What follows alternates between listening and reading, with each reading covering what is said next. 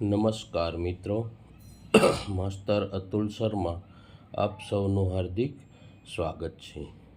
આજે ગુજરાતના વિવિધ જાહેર સ્થળોની માહિતીમાં આજે હું આપને કચ્છ જિલ્લાના ગુજરાતના છેલ્લે બોર્ડર ઉપર આવેલું, જ્યાં પાકિસ્તાન આપણને રાત્રે લાઇટ દેખાય છે એવું સ્થળ કોટેશ્વર નારાયણ સરોવર અને કોટેશ્વર મહાદેવ મંદિર. નારાયણ સરોવરની હું વાત કરું તો સૌપ્રથમ અહીં હાવ દરિયાકાંઠે અને કચ્છના છેલ્લે, ગુજરાતના હાવ છેવાડે આવેલું આ ગામ છે. અહીં કોટેશ્વરમાં એકદમ પૌરાણિક ગામ જોવા મળે છે. આ ગામમાં પ્રવેશતા જ આપણને ગેટ જોવા મળે છે અને આહલાદક વાતાવરણ જોવા મળે છે.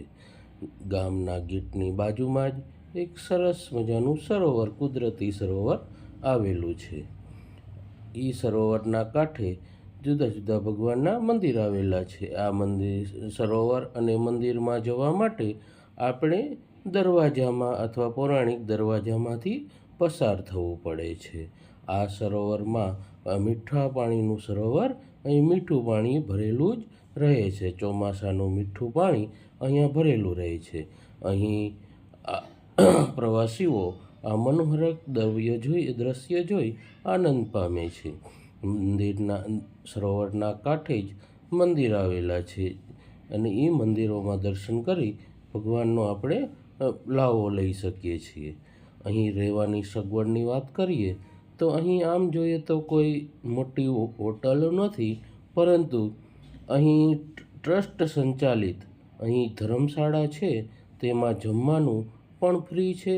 સાથે સાથે તમને રૂમ 200 રૂપિયાથી 300 રૂપિયા અને એસી રૂમ 500-600 રૂપિયામાં તમને અહીં મળી રહે છે. શિયાળાની ઋતુમાં તેમજ રણ ઉત્સવ ચાલુ હોય ત્યારે અહીં રૂમ બધા જ રૂમ પેક હોય છે. તેથી આપ અહીં પૂછપરછ કરી આવી શકો છો. તો વાત કરીએ તો અહીં બોમ્બેના કોઈ ટ્રસ્ટ દ્વારા અહીં તમામ યાત્રીઓને નિઃશુલ્ક ભોજન આપવામાં આવી રહ્યું છે અને ભોજનમાં પણ દાળ, ભાત, રોટલી, શાક, શીરો, લાડવા, ગુંદી, ગાંઠિયા જેવી પૌષ્ટિક વસ્તુઓ અહીં તમને પીરસવામાં આવે છે. આપ અહીં રસોડાનું દ્રશ્ય જોઈ શકો છો. અહીં રહેવા માટે ભોજનાલયની સાથે સાથે તેના રૂમ પણ અવેલેબલ છે, જે તમને 200થી 300 રૂપિયામાં મળી રહે છે. સાથે સાથે તેના એસી રૂમ પણ અહીં અવેલેબલ છે. જો ઉનાળાની ઋતુમાં અહીં કોઈ આવે તો એ એસી રૂમ એને ઉપયોગી થાય છે. રણ ઉત્સવ ચાલુ હોય ત્યારે અહીં મોટા ભાગની પબ્લિક આવતી અહીં જોવા મળે છે. આમ સરસ મજાના નારાયણ સરોવરનું દ્રશ્ય જોઈ આપણને આનંદ આવે છે. એક ગુજરાત ટુરિઝમ દ્વારા એક તોરણ હોટલ છે, જ્યાં પેઇડ હોટલ અને રેસ્ટોરન્ટ પણ એકમાત્ર છે. હવે વાત કરીએ તો નારાયણ સરોવરથી 2 કિલોમીટર દૂર એક કોટેશ્વર મહાદેવનું મંદિર આવેલું છે.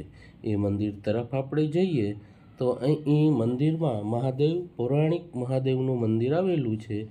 તે મંદિરની બાજુમાં એક નવા મંદિરનું નિર્માણ કરેલું છે, જે આપ મોટા મંદિરનું જોઈ શકો છો. આ મંદિરથી દરિયો જોઈ શકાય છે અને દરિયાથી 60થી 70 કિલોમીટર દૂર અહીં પાકિસ્તાન આવેલું છે. તેથી આ ગુજરાતનું બોર્ડરનું ગામ કહેવાય છે. તેથી અહીં આર્મી કેમ્પ પણ મંદિરની બાજુમાં છે. આ જોઈએ તો પટ્ટા ઉપર આગળ આર્મીના કેમ્પ હોય છે અને આર્મી સતત 24 કલાક એની ફરજ નિભાવી રહી છે. આમ કોટેશ્વર મહાદેવમાં આર્મી અને ભક્તો બંને સાથે સાંજે આરતી કરે છે. આમ કોટેશ્વર મહાદેવ એ આપણું રક્ષણ કરતા હોય એવું પણ જોવા મળે છે.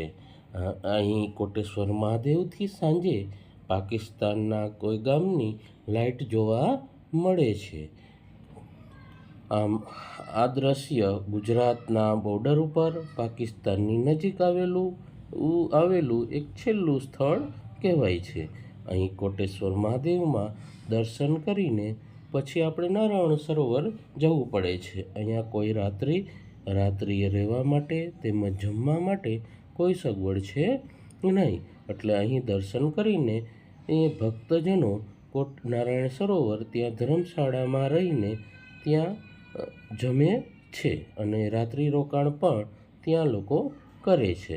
કારણ કે આ ભુજથી ખૂબ દૂર આવેલું છે, તેથી અહીં આવેલા આ ભક્તજનો અને પ્રવાસીઓ અહીં રાત્રિ રોકાણ અવશ્ય કરે છે.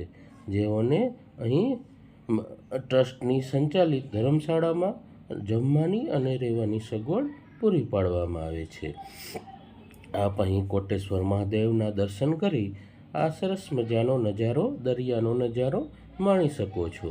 અહીં પાકિસ્તાન સીધું જ આપણને દેખાય છે. આમ પાકિસ્તાનની આ નજીકનો વિસ્તાર માનવામાં આવે છે.